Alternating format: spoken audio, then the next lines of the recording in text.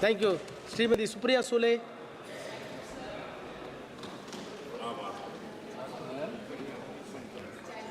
On the union budget, plus the union territories of J&K budget and the demands for grants for the union territory of J&K Kashmir 24-25. I congratulate the Honorable Finance Minister on presenting her 6th budget. And every year we have a lot of expectations from her because it's not, India is no more insulated. It's a big global player over the last few decades. So everything that impacts globally impacts our country as well. So while we are talking about India, which she also, I think, mentioned in her budget speech, that even repercussions globally that is happening, what's happening in Europe, what's happening in South America, clearly is eventually going to affect our country as well. But I would like to make a small point before I get into the union budget, is that this is one more year after them making them a union territory against their wish, is we are passing Jammu Kashmir's territory bill and their demands of grants. Mr. Amit Shah ji, the Honorable Home Minister, had committed to this House that within a year they will hold elections and there will be, the budget of the state will be discussed in their assembly. So I take this opportunity and request the Treasury benches to keep their word, and I hope next year elections are held in Jammu Kashmir and they pass their own budget in their own state. So I think this is a very important point and it must be done because if you can hold national elections, parliamentary elections are held in Jammu Kashmir, why aren't assembly elections? And anyway, you have committed to the court that by September they are supposed to hold the elections this year. So I don't know why we are doing the whole election of 24 and 25, but even if you are doing the budget, I request with full compassion and empathy for people of Jammu Kashmir. They deserve to make their own decisions for themselves. Well, the 4 engines of growth, sir, for a robust economy are investment, consumption, exports, and fiscal deficit. If you study the entire budget for the last decade of this entire government, I don't want to be a prisoner of the past and the history as the debate is going on from the Treasury bench, because actually I was disappointed with the Treasury bench today. We are used to such wonderful speeches, even if they were opponents. And I miss most of them today, because today I think they probably had very less to stay in their budget, because the Treasury bench only spoke about things which have happened 50 years ago. People have apologized and moved on. It has nothing to do with our economy and the future of this country or the growth of this country. So I want to speak only about the budget today, and I'm going to limit my entire speech to that. Sir, if you look at investments itself, now how much investments have come into this country? What was the idea of the investment and reducing the corporate tax? They reduced the corporate tax under the pretext, or maybe they thought it was a wonderful decision at their level, that you reduce the corporate tax so that more investments come. But that is not reflecting in the numbers that the government has given. The gross fixed capital formation of the percentage of GDP, if you look at it, in 2013-14 was 30.70, while if you look at 23-24, it is 30.80. So the reduction bringing in GST, I'm not saying they have made a lot of effort. I won't say governance is continuity. I'm not taking away from the fact that this government has done nothing in 10 years. Well, GST was the Congress's bill, which they implemented. We may have differences in the way they have implemented. It was a good effort. Digitalization, what they have done in banking, I'm not taking away from the credit. But at the same time, was it too little, too late to reduce corporate tax? Is that one reason why investments are not coming? And I think the government needs to even introspect that why investment, the environment is not as good as it should be. Consumption, sir. Consumption is clearly not doing well, especially the agrarian crisis and the rural economy. And data speaks for itself louder than you and me arguing about it. I'm not running the government down, but they need to accept that there is an agrarian crisis in this country. A new word, which I also have learned over the last few years, is shrinkflation. Sir, if you go into FMGCs, you will notice that all these big FMGCs have started a new product line, which is actually called, what is shrinkflation? Is shrinking, showing the inflation and shrinking. So if the biscuit is for 5 rupees, there were 5 biscuits in it. Now there are 4. The size of the biscuit the packaging has become less. You look at any big company, be it Levers, be it Godrej, all the big boys, they have started this new concept of shrinkflation. And this government is denying the fact that there is a price rise. There is an where is this shrinkflation coming from? It's a completely new concept in economics. But it's a marketing activity for all these big companies which directly impact jobs, the economy, and it's reflecting. It's a reflection, no? When FMGCs don't do well, data speaks for itself, sir. Exports. Now, everybody looked, when there was a global issue with China, everybody looked at it as China +1. So there was a great opportunity for India to become the +1. Has India truly become Atmanirbhar Bharat? Make in India. All wonderful sloganeering, but has it really converted into jobs? So if it's China +1, what number are we globally? China +1 has become Mexico. China +1 has become Vietnam. China +1 has become Indonesia. We are at number 4 globally, sir. So with China +1, we haven't done as well as we should have done. And this was the sloganeering of this government when they had a clear mandate. They had a 300 MLA. They could have done anything they wanted. So what went wrong in Make in India? I think we all need to introspect of policies. What is just not no point changing policies. Change is inevitable in any economy. We understand that. Third, fourth is fiscal spending. Now, in fiscal spending, what is important is, yes, after the global issues, the slowing down, after the pandemic, well, India has recovered in the K-shape, which it has. We will give credit. But who has really done well? I mean, the Honorable Finance Minister constantly spoke about fiscal deficit. Sir, the FRBM Act, which was a wonderful bill, even if the BJP and under the leadership of Atal Bihari Vajpayee ji, the act came, the UPA continued it because governance is continuity. It was a very good bill. We continued it, 3% for the states, and we should not cross 5% for the country. Yesterday, the Honorable Finance Minister said that 4.9 is what they're plugging at. Is it really going to stop at 4.9? Because my concern is once the supplementary demands come, I'm putting a number. I'm not saying my number is perfect, but I'm not a finance expert, nor am I an economist. But from whatever little that I read, it will probably go up to 5.6 is what is the rough estimate. Now, if the fiscal deficit goes, then what is this? What did we bring this law for?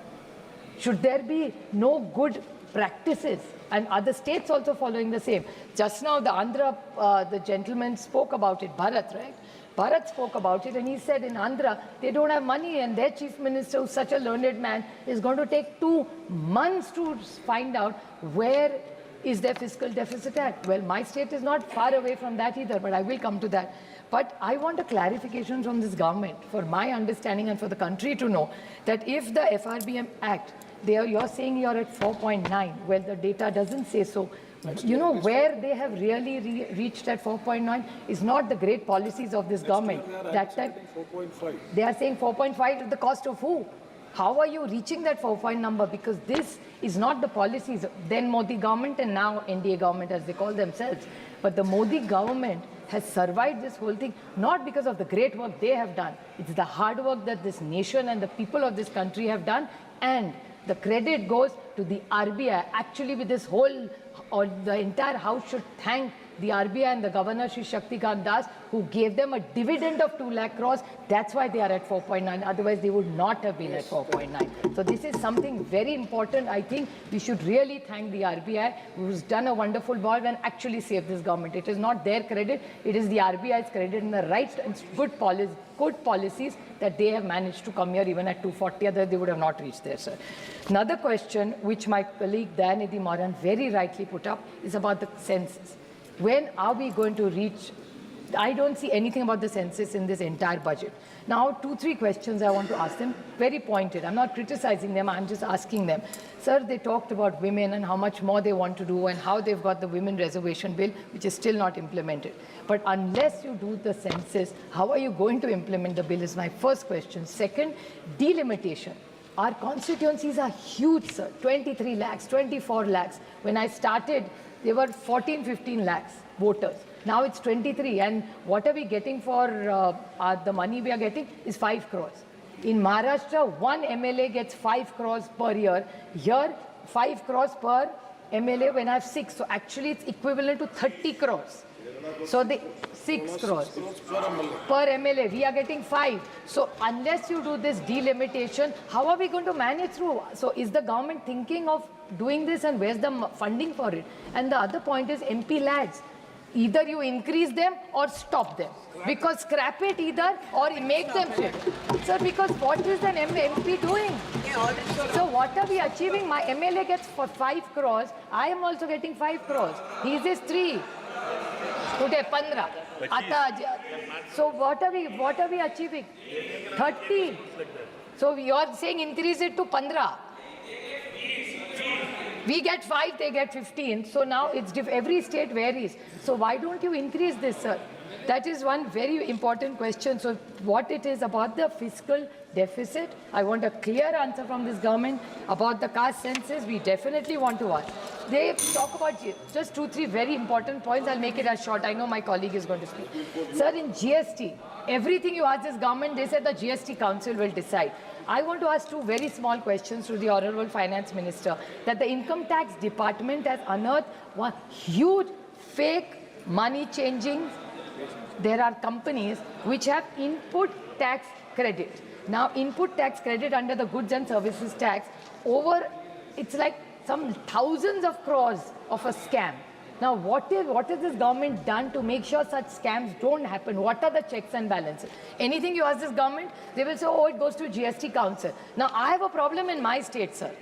Your state, you may not have that problem because I don't know what your finance minister does. But unfortunately, in Maharashtra, our finance minister, which data says, never attends the GST Council meeting. So my state is always unheard. So what is the plan B for it? If a finance minister does not attend GST Council meetings, Maharashtra is never heard. So I want some justice for that and a solution for that. Because besides the finance minister, nobody can speak in that meeting. But he's your ally, so you'll have to tell him Mr. that. Chair. So that's one very important thing. Sir, the other very important scheme which I want to ask, since it's short of time, I will leave 1 or 2 important things, but I want to ask one pointed question because it's really important. They keep talking, which even Dayanidhi Maran talked about employment. And I think the whole thrust of this government was skilling and employment. I want to ask them, they started a very good scheme. I'm not taking away from the intention of this government. Was production linked, which is a PLI scheme, production linked incentive. Now, if it's a production linked incentive this government has given, if I stand corrected here, Raghuram Rajanji had said that there was some company in Gujarat which they gave, some semiconductor company, which 2.3 crores was the incentive given, is the kind of money we have paid. The employees are paying, that's the level they were given. But no outcome, and not only that, one of the cabinet ministers has agreed that number. I don't know who, I don't want to name anybody.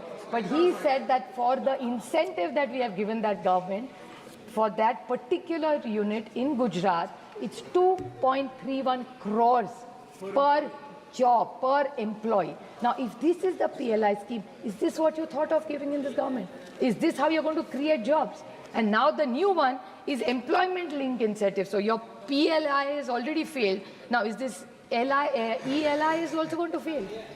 You've already failed even in fiscal deficit. Thanks to the RBI you are safe.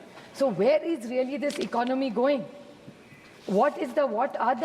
Just by making all these announcements and giving all these schemes, there is nothing that you are quantifying, sir, in this economy. The numbers are not helping for what they are saying in these various schemes. They are very proud of feeding 80 crore people. I am also very happy if they are feeding 80 crore people. But how come when they keep saying this multi-dimensional poverty index that this government talks about, every time they're saying we are getting people out of poverty, how come you're still after 10 years feeding 80 crore people? I mean, it's the same number. If 10 years, sir, 80 crore logon ko, they are so proud to say they are feeding them and we are feeding them. I'm very happy if they are feeding them. Then how come nobody is going? Then this whole multi-dimensional poverty act, what is this for? They are doing nothing for EPS 95. So much they talked about pensions. EPS 95 was a commitment this government made. I hope his soul rests in peace, but Arunji is unfortunately no more with us. But Arunji had mentioned it, that EPS 95 is something we commit to. This government hasn't done it. Agrarian crisis, as I said, milk, the commerce minister is unfortunately not here. Somebody was saying, oh, that Viplav, I don't know if he's still here. Ah, he's here. He was talking about milk production, wheat production. This is data from 10 years. There is no great innovation. And what have they done with milk prices?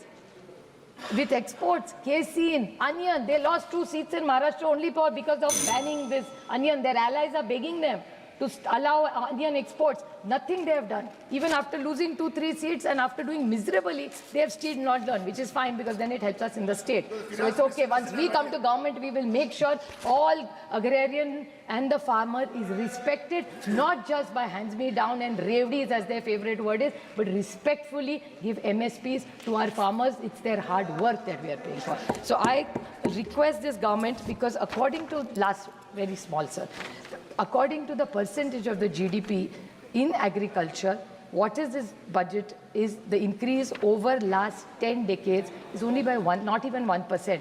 In agriculture, it was 3.52, now it's only become 4.2. In health, from 1.15% of the GDP, it has gone to 1.85. Education, 1.8 has only become 3%. Infrastructure, their favorite, sir. Infrastructure, even in Maharashtra, they like only big ticket projects. They only work for infrastructure, and you know obviously why. So budget of 3. Then social justice is 1.5, is also not some great thing. So, sir, I just need to ask this government that they have to clearly in the reply give us what is the plan of this government, because I'm as concerned as Andhra, because they have just come to power and they're suffering, as they are saying. Same thing in Maharashtra. Every time there is no fiscal management in that state. So then why did we pass that bill?